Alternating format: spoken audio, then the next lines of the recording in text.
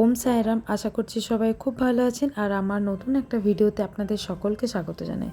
তো আজকের দিনটা হলো শনিবার।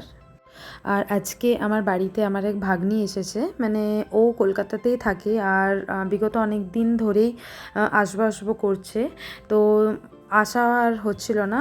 না আসার কারণ হচ্ছে যেদিন ওর সময় হতো সেদিন আমার সময় হতো না, আর যেদিন আমাদের সময় হতো সেদিন ওর সময় হতো না। তো বেশিরভাগটার সময়ই এমন হয়েছে যে আমাদেরই সময় হতো না। আর সেটার কারণ হচ্ছে ও প্রত্যেক শনিবার রাত্রে ফোন করতো যে মামি কালকে কি তুমি থাকবে, তাহলে কালকে যাব। তো শনিবার কী হয় বলুন তো, আমি অফিস করে আমি দিদির কাছে চলে যেতাম, যেহেতু আমার দিদিও কলকাতাতেই থাকে। তো সেই কারণে আর ওর আশা হয়ে উঠতো না। তো ওই কারণে আমি এই সপ্তাহটাতে আর কোথাও বাইরে যাইনি, যে প্রত্যেকবার ও আসবো আসবো করে কিন্তু আসতে পারে না। তো যাই হোক, তারই আবদারে আজকে বানানো হচ্ছে পরোটা আর চানা মশলা। ও এটা আমার কাছে আবদার করেছিল যে মামি হোস্টেলের খাবার তো ধরুন সেই ওই একঘেয়েমি, আর খুব একটা ভালো খাবার দেয়ও না। তো যার কারণে ও আমার কাছে এই আবদারটা রেখেছিল, মামি আজকে পরোটা আর তার সঙ্গে কিছু একটা তুমি বানিও তোমার স্পেশাল। তো আমি রান্না যে বিশাল ভালো করি সেটা বলবো না, তো যদি সময় নিয়ে অনেকক্ষণ বানাই তো ঠিক আছে। তো ভাবলাম যখন ও আবদার করেছে বাচ্চা মেয়েটা, একটু চেষ্টা করি আবদার পূরণের। সেই কারণেই এই রান্নার প্রস্তুতি। তো আমি প্রথমে তো ওই টমেটো, আদা, রসুন এগুলো কেটে নিয়েছিলাম, পেস্টও করে নিয়েছি।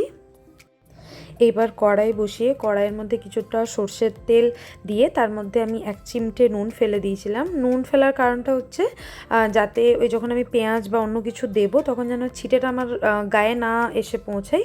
তার কারণে একটু হয় নুন বা হলুদ কিছু একটা যদি মানে ছড়িয়ে দেওয়া হয় তাহলে ওটা এসে আর পৌঁছায় না। তো আমি সবসময়ই এটাই করি, যখনই আমি কড়াইয়ে কিছু দিই ভাজার থাকে আমি একটু নুন বা হলুদ দিয়ে দিই। তো যাই হোক, এইদিকে আমি এখন পেঁয়াজগুলো ভাজছি। পেঁয়াজগুলো যখন ভাজা হয়ে যাবে, মানে একটু হালকা ব্রাউন হয়ে যাবে, তখন আমি ওই যে পেস্টটা করে রেখেছি, মানে পেঁয়াজ, আদা, রসুনের যে পেস্টটা করে রেখেছি ওই পেস্টটা আমি দিয়ে দেবো। ঠিক আছে, রান্নাটা কিন্তু একদম সিম্পল, মানে আমি এক্সট্রা কিছু করিনি, ওই নর্মাল যেমন হয় আর কি। তো ওইভাবেই করেছি। আর যেহেতু শনিবার ছিল, বাড়িতেই ছিলাম, আমাদের একটু চা খাওয়ার নেশা আছে। তো একদিকে একটু চাও বসিয়ে দিয়েছিলাম, মানে অফিস থেকে এসে তো একবার খেয়েছি, আর এটা রাত্রেও ওই 9টা নাগাদ, তখন 9টা বাজে, তখন একটু চাও খেয়ে নিয়েছিলাম। চা একটু নেশা আছে কি না, তো অন্য দিনগুলো খাওয়া হয় না, ওই জন্য আমাদের শনিবার রাত থেকেই একটু বেশি পরিমাণেই চাটা খাওয়া আরম্ভ হয়ে যায়। শনি রবি দুদিন চলে।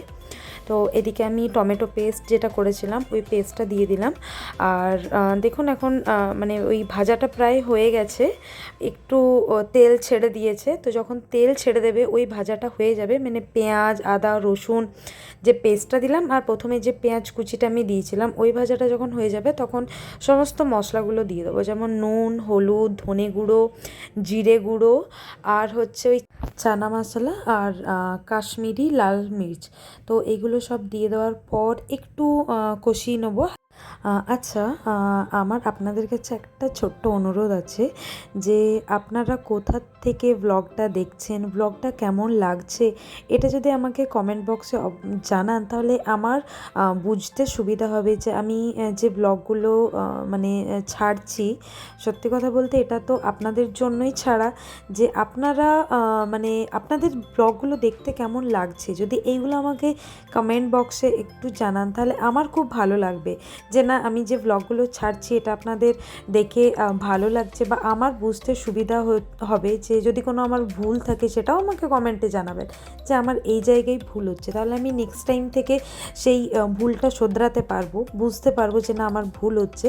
আর আপনারা যদি কমেন্ট না করেন তাহলে তো আমি বুঝতে পারবো না যে আমি আদৌ ঠিকঠাক ব্লগ পোস্ট করছি কিনা বা আপনাদের ভালো লাগছে কিনা। তাই আপনাদের কাছে আমার ছোট্ট অনুরোধ একটাই, যে যদি সম্ভব হয় তাহলে যদি একটা করে কমেন্ট করেন যে হ্যাঁ ভালো হয়েছে, যদি খারাপ হয়েছে তো সেটাও আমাকে জানাবেন, যে হ্যাঁ খারাপ হয়েছে, ভালো হয়নি, তাহলে আমি নেক্সট টাইম থেকে চেষ্টা করব আরও ভালোভাবে ব্লগগুলো করে আপনাদের সামনে তুলে ধরার।